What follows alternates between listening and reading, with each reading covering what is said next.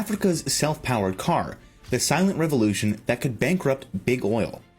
Forget gas stations, charging cables, and even lithium mines. In a modest lab just outside Harare, Zimbabwe, there's a car that runs on something you can't see, an energy source that exists all around us. It doesn't need fuel, charging stations, or expensive batteries. Instead, it taps directly into radio waves, the same invisible signals that carry your music, your calls, and your data. And at just $4,999, this vehicle is set to upend the global energy order. Welcome to Moro, where we uncover the untold stories behind disruptive technology.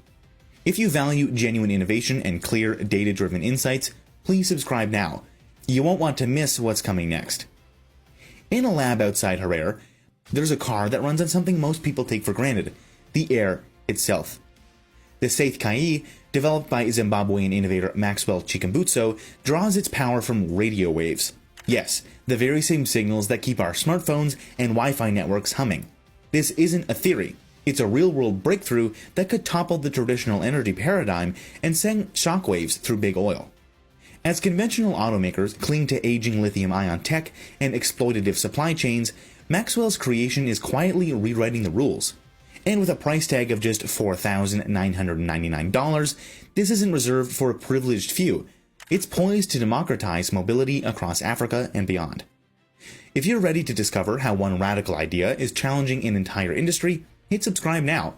Stay with us as we dive deep into the details. The Saith Kai isn't powered by fossil fuels or bulky lithium-ion batteries.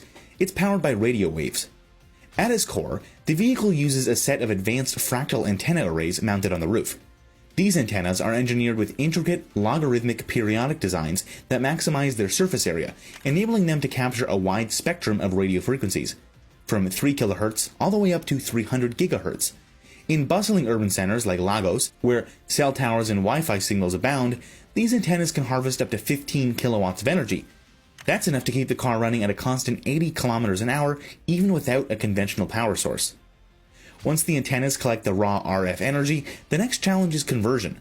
The Saith Kai employs a multi-stage Cockcroft-Walton voltage multiplier, an ingenious circuit originally developed in the 1930s to transform the weak, erratic AC signals into a steady 400-volt DC output.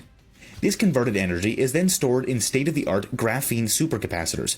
Unlike traditional lithium-ion batteries, these supercapacitors can charge in mere minutes and are designed to last over 10,000 charge cycles without significant degradation, even under the brutal heat of the African sun. Another key innovation is the vehicle's regenerative braking system. When the Saith Kai slows down, its axial flux motors recover up to 63% of the kinetic energy, a figure that dwarfs the 32% recovery rate typically seen in conventional electric vehicles. This recaptured energy is fed back into the graphene supercapacitors, creating a self-replenishing power loop. In controlled tests by the Kenyan Energy Regulatory Commission in Mombasa, the car managed to travel 1,842 kilometers on what appeared to be an empty tank, running solely on harvested RF energy and the efficiency of regenerative braking. The entire system is designed for maximum efficiency and sustainability. Unlike conventional EVs that depend on finite, environmentally taxing resources like lithium and cobalt, the Saith Kai leverages the nearly infinite reservoir of ambient radio waves. In effect, every call, every broadcast, every digital transmission becomes a source of power. This radical approach not only reduces operational costs, but also has the potential to drastically lower the environmental impact of transportation. Maxwell Chikumbutso's story is as unconventional as the technology he's built.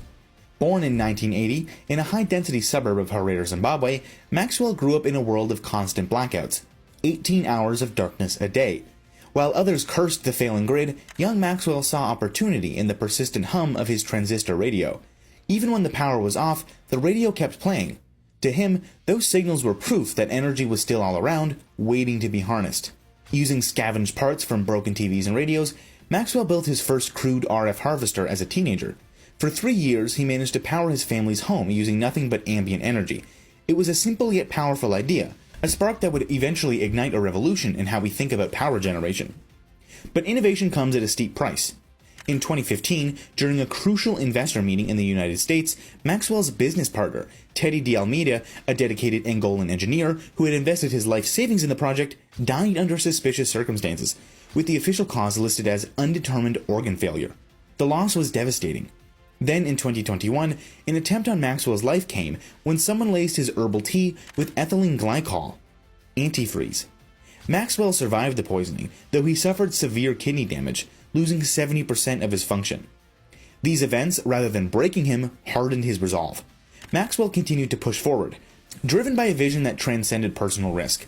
Today, he open sources key aspects of his design, famously declaring, "If I die, the knowledge lives on." This is not just innovation, it's a fight for energy democracy. His perseverance eventually attracted global attention.